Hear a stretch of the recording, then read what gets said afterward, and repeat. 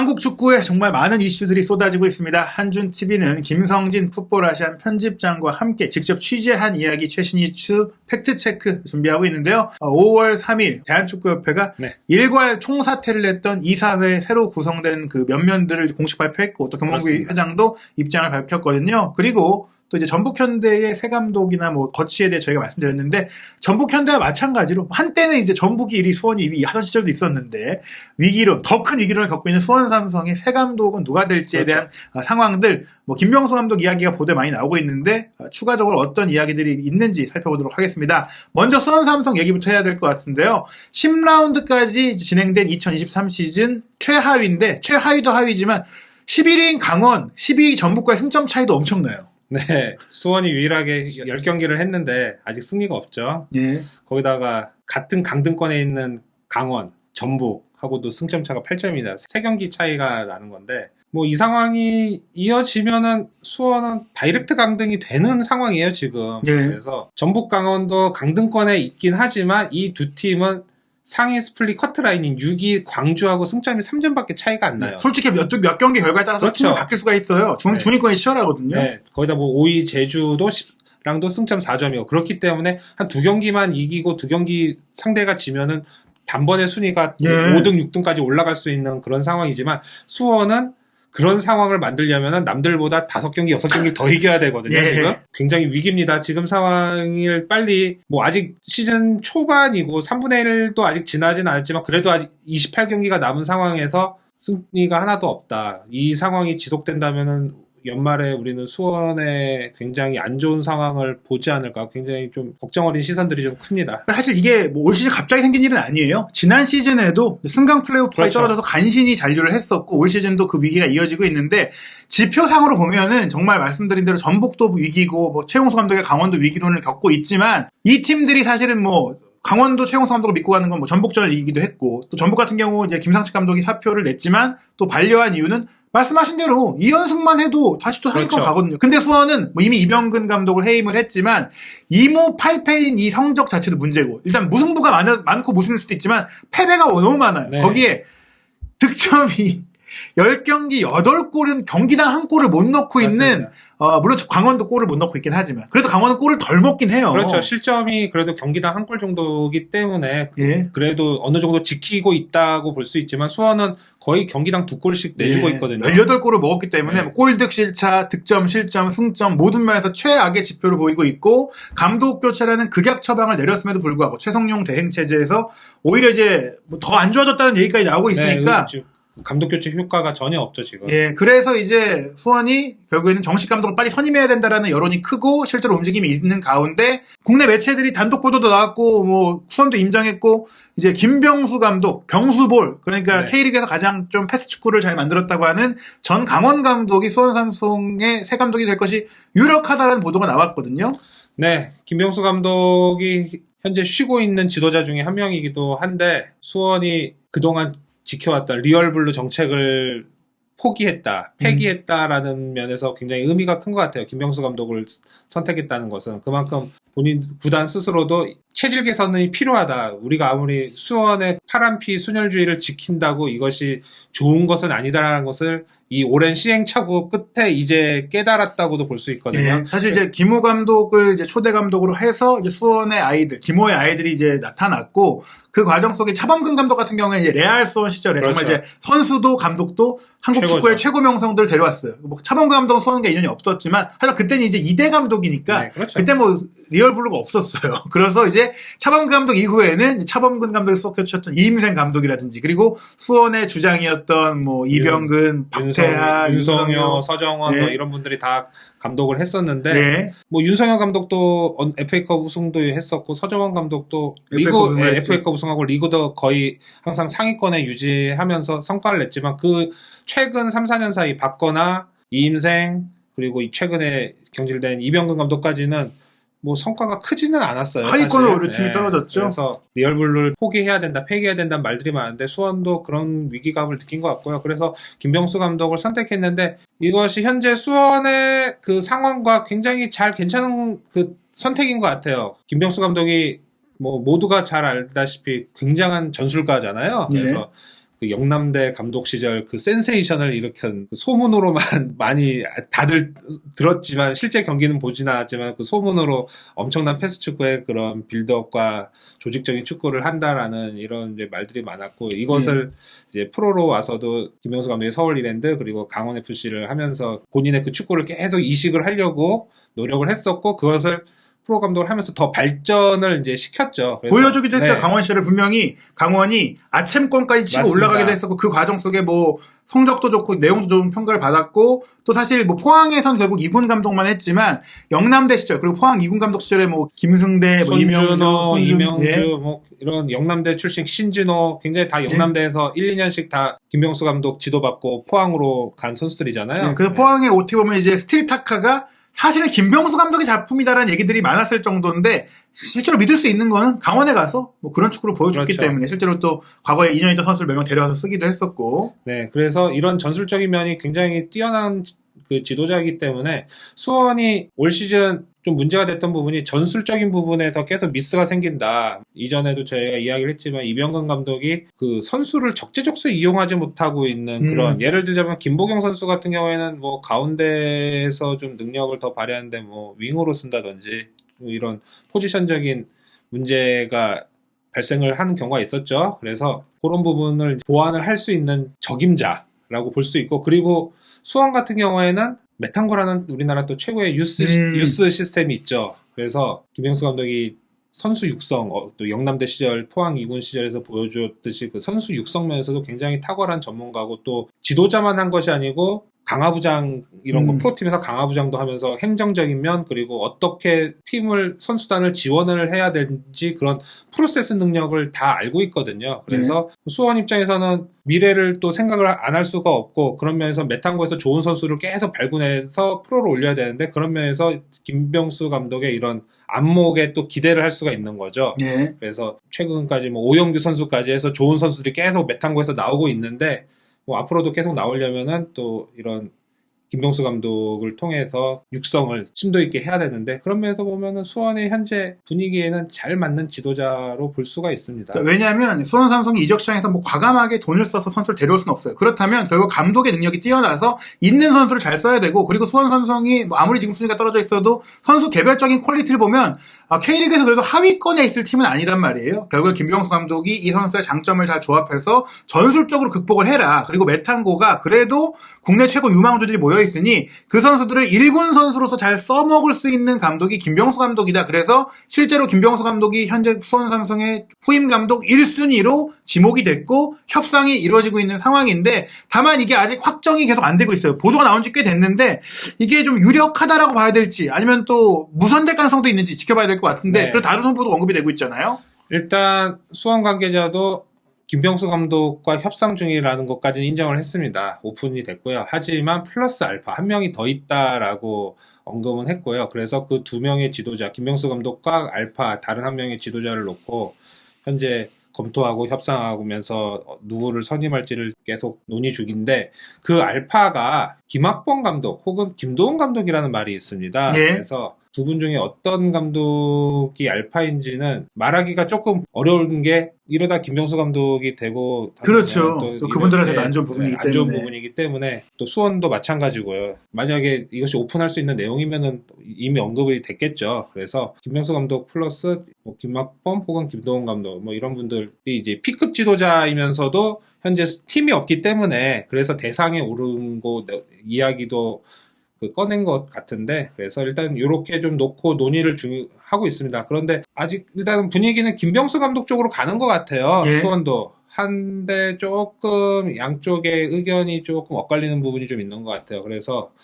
일단은 김병수 감독 같은 경우에는 본인이 원하는 코칭 스태프 구성을 좀 해야 되는데 예. 일단 현재 시즌 중이기 때문에 그것이 쉽지가 않은 거예요. 다들 본인이 서울 이랜드 강원 시절 같이 했던 그 코치들이 다들 어떤 잡들을 다 하고 있을 거 아니에요. 뭐 예. 어느 팀의 코치를 하고 있을 수도 있고 뭔가 외국에서 생활을 할 수도 있고 여러 좀 각자의 사정이 있기 때문에 연말에 시즌 끝난 다음이면 사실 코치들은 1년 계약씩 하는 거라 다 모을 수가 있지만 현재는 그게 좀 안 되고 그래서 김명수 감독이 그 부분에 대한 걱정과 애로사항이 좀 있는 것 같습니다. 그리고 선수 영입 부분에서도 수원 구단과의 조금 생각의 차이가 있는 것 같아요. 그래서 뭐 김명수 감독은 나한테 다 맡겼으면 좋겠다. 선수 영입 전권도 그렇죠. 달라. 하지만 수원 입장에서는 또 예산 문제도 있고 하니까 아무래도 우리와 함께 의견을 나눠서 또 영입할 수 있는 선수들을 정하자. 뭐 이런 식으로 또 뭐 일부 언론에서는 프런트 축구라는 표현을 좀 했었는데 예. 그만큼 좀 수원이 프런트의 선수단 운영에서 굉장히 좀 의견 개진 강하잖아요. 네. 그래서 그런 부분이 조금 양측이 생각이 안 맞고 있는데 뭐 이런 부분들이 좀 해결이 된다면은 뭐 며칠 내로라도 바로 발표가 되지 않을까라는 생각을 해봅니다. 그러니까 뭐 정리해드리면 김병수 감독이 지금 가장 유력한 후임 감독 후보는 맞아요. 협상까지 했고 구체적인 이제 운영 상황까지도 논의를 하고 있는데 거기에 좀 일치되지 않는 이제 선수 영입 전권 부분이 있고 사실 김병수 감독이 혼자 와서 일할 수는 없기 때문에 그렇죠. 코치들의 상황도 다 파악하다 보면 시간이 좀 걸릴 수 있다. 그리고 결국 그게 만약에 합의가 안 되면 이제 말씀하신 그 알파 다음 감독으로 아마 협의가 이어질 수가 있어서 김병수 감독이 유력하지만 좀 더 상황을 지켜봐야 된다. 저희가 남은 상황들 또 살펴보고 후속적으로 취재해서 소개해드리도록 하겠고요. 그리고 이 수원 삼성의 이슈만큼이나 중요한 대한축구협회 네. 이사회 개편이 오늘 단행이 돼 있고 또 정몽규 회장도 본인의 입장을 좀 시원하게 표명하면서 사실은 나 역시 4월에 사퇴를 고민하긴 했지만 남은 임기를 또 잘 수행하는 것이야말로 진정 내가 또 책임을 다하는 것이다라는 생각을 했다라면서 새로운 이사회를 출범시켰는데 여기서 가장 주목할 점이 바로 전무이사 폐지죠. 네, 그동안 축구협회는 전무이사가 중간에 위치해서 실질적인 운영의 모든 것을 책임지고 행사를 했고 권한을 행사했거든요. 네. 물론 회장이 있고 부회장이 있고 전무이사 그 밑에 있기 때문에 뭐 이 체계로 보면 넘버 3 정도의 위치라고 볼 수가 있는데요. 하지만 그 권한은 거의 뭐 넘버 2에 걸맞는 모든 책임을 지는 거고 그리고 굉장히 중요한 역할인데 넘버 2기 때문에 굉장히 중요한 역할이고 그래서 명망 있는 축구인들이 이 자리를 많이 맡았습니다. 예. 과거에 보면은 김호곤 전 수원FC 단장도 전무이사를 했었고요. 또 최근에는 홍명보 감독도 전무이사를 했고 그리고 이번에 물러나기 전까지 박경훈 감독이 홍명보 감독의 뒤를 이어서 전무이사로서 축구협회 행정을 맡았습니다. 예, 이 전무이사가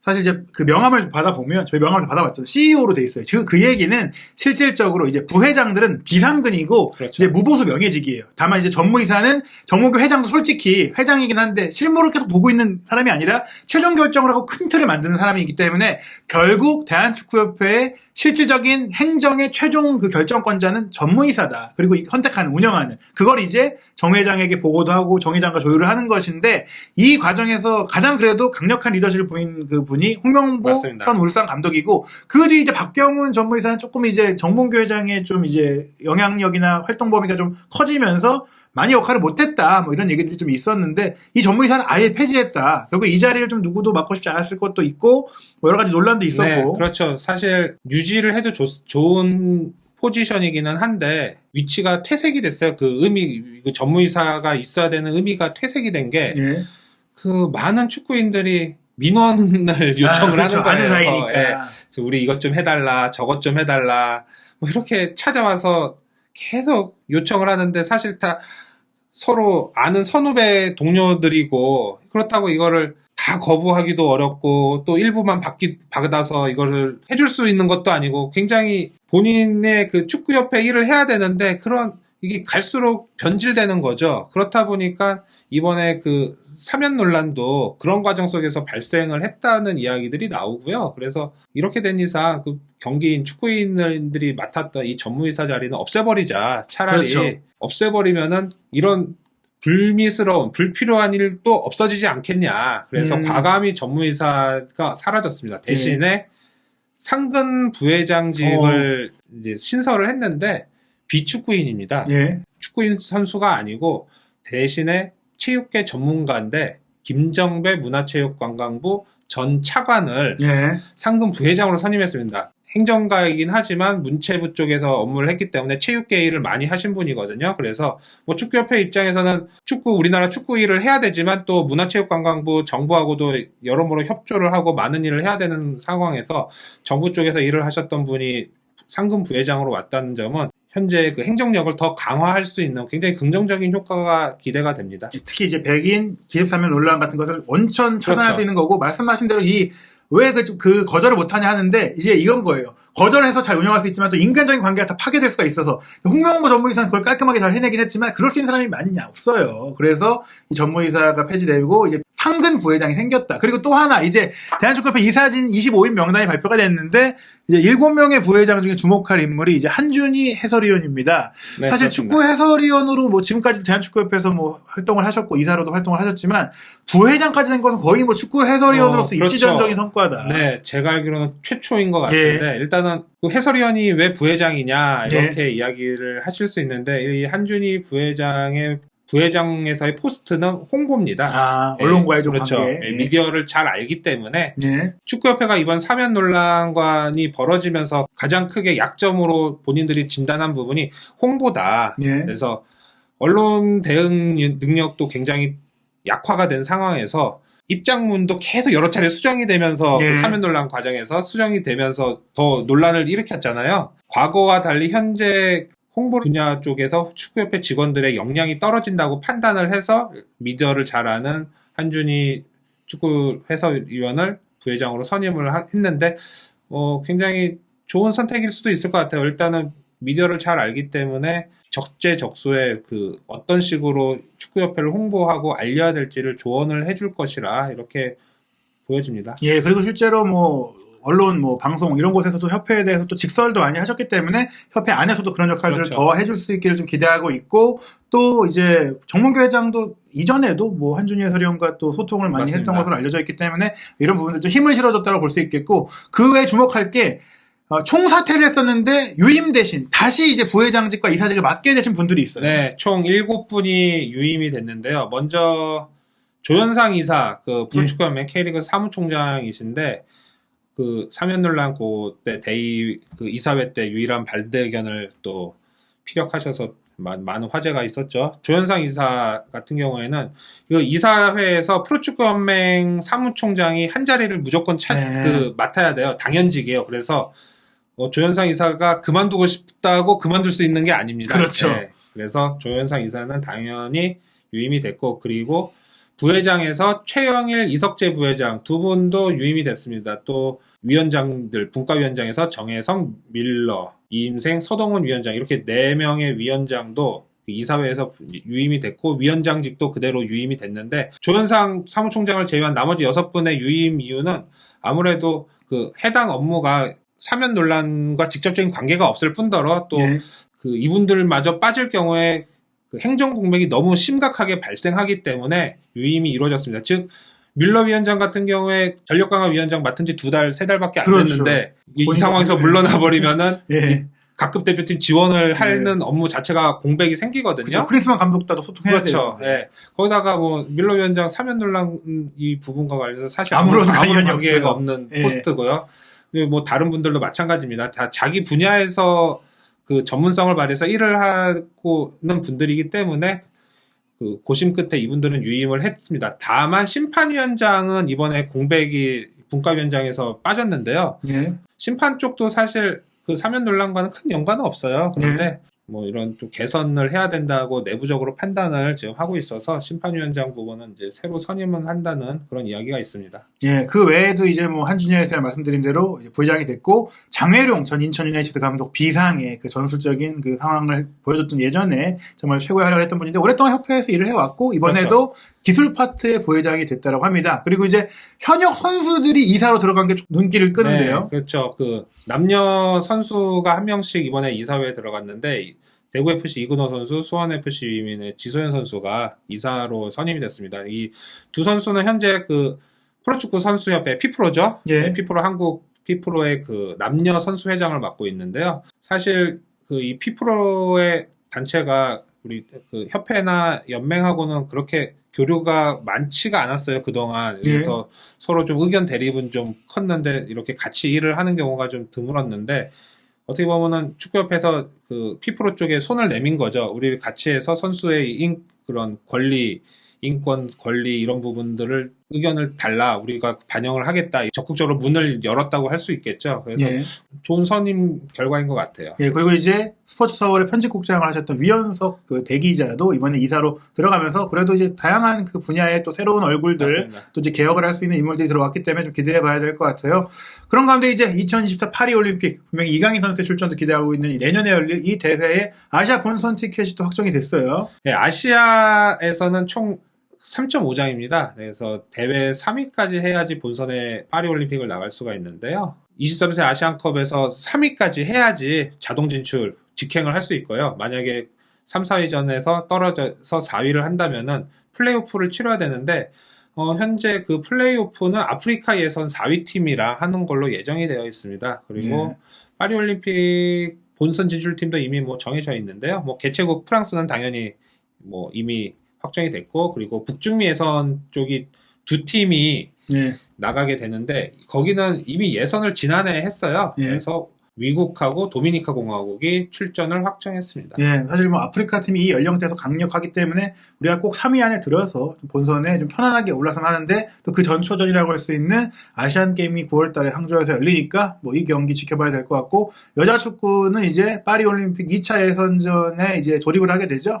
네, 한국은 2차 예선에 자동으로 직행을 했고요. 그래서 1차 예선을 통과한 팀들과 함께 총 12팀이 2차 예선을 하게 됩니다. 그래서 피파 랭킹 순으로 이렇게 그 조별 경기를 할 예정인데요. 그래서 우리는 피파 랭킹이 조금 떨어져요. 아시아 그 여자 축구 쪽이 호주, 일본, 중국 다음에 아시아 4위라서 그래서 2번 포트로 배정이 됐고요. 그렇게 예. 해서 조편성을 통해서 그 예선을 할 예정입니다. 여자 대표팀도 이제 오는 6월에 호주 뉴질랜드에서 개최하는 여자 월드컵을 참가해서 또 좋은 경험을 하고, 또 파리 올림픽 여자 축구는 연령 제한이 없기 때문에 그대로 국가대표팀이 나가니까 또 어떤 성과를 낼지 지켜보면 좋을 것 같습니다. 한준TV는 계속해서 김성진 풋볼아시안 편집장과 국내 축구 현장 이슈 직접 취재한 독점 정보 전해드리고 있습니다. 늘 많은 관심 부탁드리겠습니다.